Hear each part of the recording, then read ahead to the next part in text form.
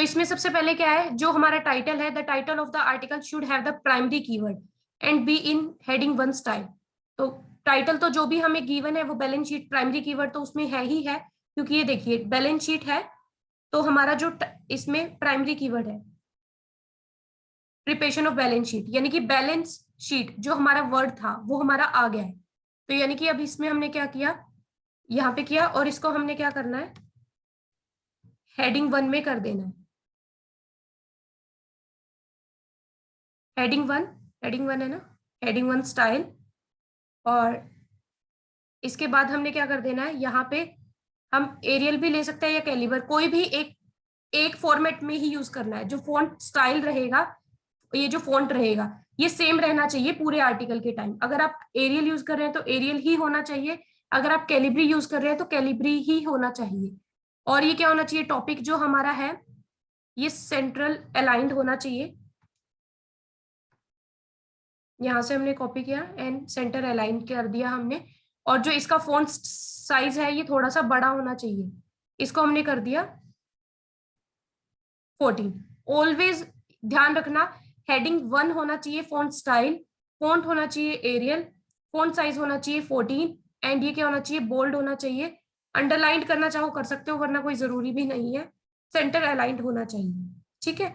इसके बाद नेक्स्ट हमारा स्टार्ट होता है, इसमें ही देखिए मेटा डिस्क्रिप्शन। इसके बाद क्या है, मेटा डिस्क्रिप्शन। इसमें क्या लिखा हुआ है मेटा डिस्क्रिप्शन के बारे में, should be between 155 to 160 characters long, जिसमें 25 ये कुछ नहीं है।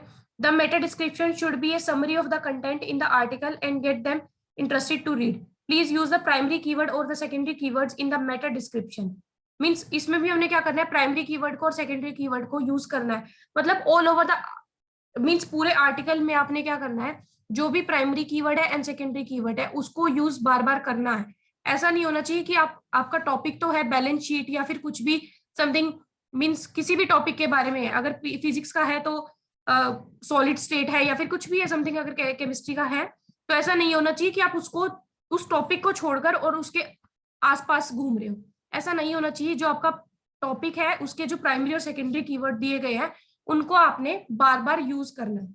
इसमें मेंशन भी है, मैं इससे ऊपर वाली में भी दिखाती हूँ आपको। ये देखो, ये पूरी पीडीएफ आपको मिल जाएगी प्राइमरी एंड सेकेंडरी कीवर्ड्स के बारे में जो भी है। इसमें नहीं है,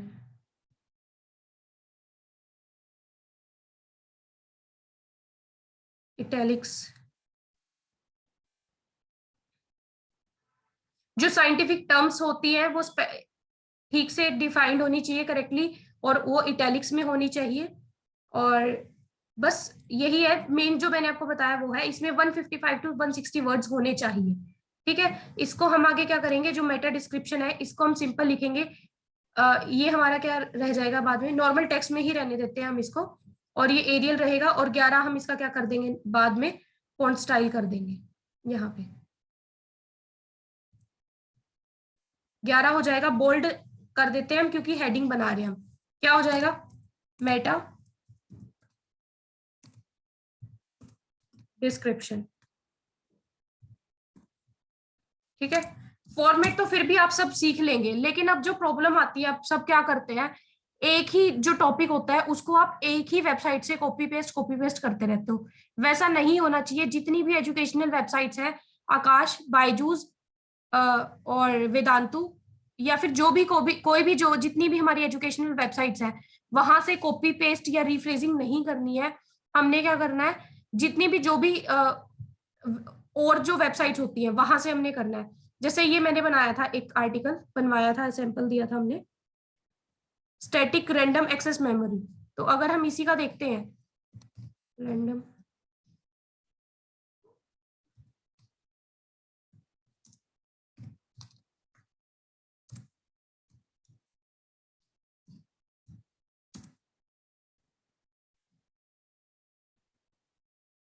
ये देखिए, इसके लिए आपके पास आप ये टेक टारगेट वाली यूज कर सकते हैं वेबसाइट, ट्यूटोरियल्स पॉइंट से कर सकते हैं।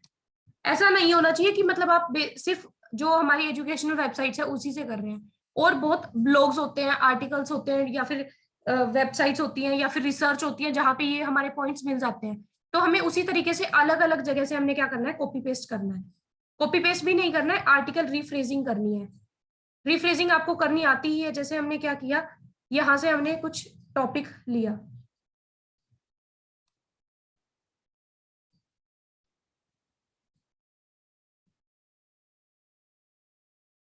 यहां से हमने इसको क्या किया, कॉपी किया। कॉपी करने के बाद क्या किया, आर्टिकल रीराइट में लेके गए एंड इसको यहाँ पे हमने पेस्ट किया। और ये कोई भी आप जो रीफ्रेजिंग टूल है कोई भी यूज कर सकते हैं।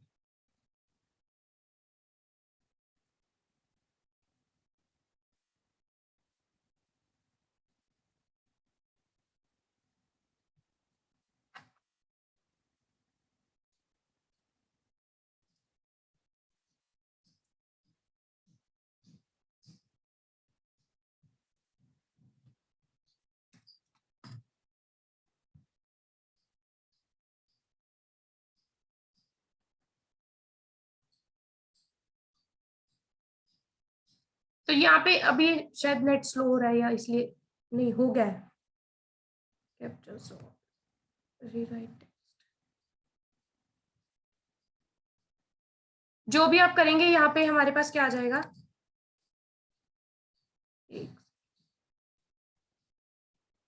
ये आ गया हमारा रिजल्ट। तो हमने इसको क्या किया, हमने यहाँ से इसको कॉपी किया एंड वहां पे हम क्या कर देंगे, पेस्ट कर देंगे। लेकिन इससे पहले जब भी हम यहाँ पे करेंगे तो हमने चेक करना है कि जो हमारे मेन वर्ड्स थे वो चेंज तो नहीं हो गए। जैसे यहाँ पे स्टैटिक था, यहाँ पे हम स्टैटिक की जगह वो चेंज करके कुछ भी कर सकते थे वर्ड।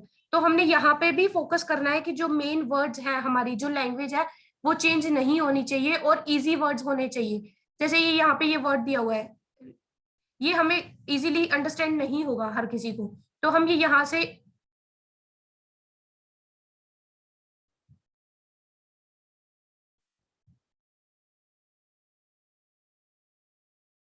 तो हम क्या करेंगे, इस वर्ड को चेंज कर देंगे या तो हम इसका सिनोनियम डाल देंगे यहाँ पे, या फिर वही सेम वर्ड ले लेंगे जो ऊपर उसमें दिया हुआ है। क्या है उस पर,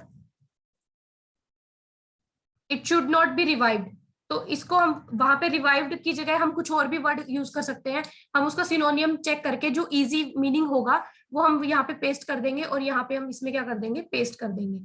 ऐसा नहीं होना चाहिए। और आगे क्या है, इसके बाद हमारे इसमें क्या है, इंट्रोडक्शन। इंट्रोडक्शन क्या करना है, हमने टॉपिक को इंट्रोड्यूस करना है स्टार्टिंग से, और उसमें क्या करना है, शुड बी अराउंड 100 वर्ड्स का होना चाहिए। इसके अंदर प्राइमरी कीवर्ड एक बार जरूर यूज होना चाहिए। Provide the most substantial and interesting information on topic here. बस यहाँ पे इंफॉर्मेशन ही देनी है। जो मेटा डिस्क्रिप्शन तो ऑब्वियसली क्या है कि पूरे टॉपिक के बारे में डिस्क्रिप्शन है, लेकिन इंट्रोडक्शन में क्या करना है, हमने जो हमारा टॉपिक का वर्ड होगा ना, टाइटल होगा, उसी के बारे में लिखना है हमने कि वो चीज है क्या। उसके बाद हमने बॉडी पे जाना है। बॉडी में जो भी हेडिंग्स रहेंगी वो हेडिंग स्टाइल 2 में रहनी चाहिए, और इसके अंदर 700 वर्ड्स के आसपास होने चाहिए। और क्या होनी चाहिए, सब हेडिंग्स बनी होनी चाहिए, बुलेट पॉइंट्स होने चाहिए। और अब जैसे इसमें ये देखो, अगर हम इसी की बॉडी के बारे में बात करते हैं, इंट्रोडक्शन आ गया, ये देखो। इसके बाद नीचे यहीं से बॉडी स्टार्ट हो गई है। बॉडी को अपने अलग से मेंशन नहीं करना है, बॉडी मींस वैसे ही। अब ये देखो, इसमें मैंने यहाँ पे ये भी लिखा है कि द स्टैटिक रैम की फर्स्ट पॉइंट, 2 टाइप्स की रैम होती है। फिर फीचर्स क्या है, बुलेट पॉइंट्स ऐड हो गए। डायनामिक रैम, यानी कि ये भी वर्ड आ गया। फिर फीचर्स बुलेट पॉइंट्स में आ गए। डिफरेंस बिटवीन, ये देखो टेबल बना दी गई। जो भी रखना है आपने ब्लैक एंड व्हाइट रखना है, कलरफुल कुछ भी नहीं होना चाहिए। पर एक तो 100% यूनिक होना चाहिए, जीरो प्लेजरिज्म होनी चाहिए, और ऊपर से क्या होना चाहिए, नीट एंड क्लीन बना हुआ होना चाहिए। इसके बाद क्या है, कंक्लूजन। कंक्लूजन में क्या करना है, ए शॉर्ट कंक्लूडिंग पैराग्राफ, जो क्या होना चाहिए, less than means approx 100 words के आसपास होना चाहिए। और उसमें क्या होनी चाहिए, समरी होनी चाहिए जो भी आपके टॉपिक से रिलेटेड है वो। एंड एफएक्यू, एफएक्यू में क्या करना है, फ्रीक्वेंटली आस्क्ड क्वेश्चंस, जो कितने होने चाहिए, 4 to 5 होने चाहिए, right before the concluding paragraph, और कंक्लूजन के जस्ट आफ्टर बाद होने चाहिए। और रेफरेंसेस क्या करने हैं, आपने रेफरेंसेस ऐड करने हैं। ये देखिए, conclusion, frequently asked questions, and then क्या है, 4 क्वेश्चंस डाले एंड रेफरेंसेस, इस तरह से। और नीचे हमने क्या करना है, कॉपी स्केप का हमने क्या करना है, प्लेजरिज्म का स्कोर डालना है।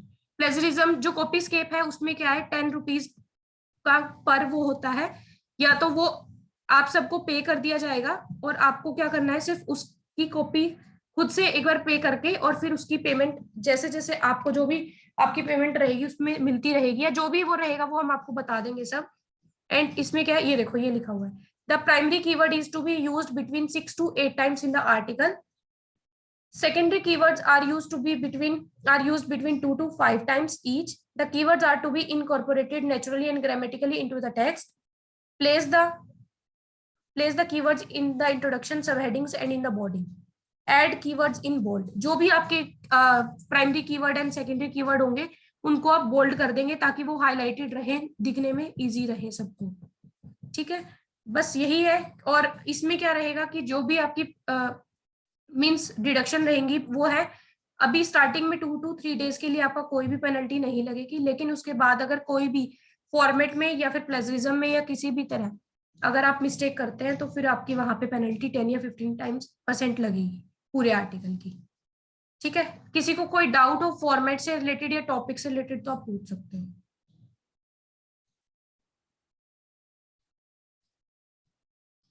किसी को कोई डाउट है? No, ma'am.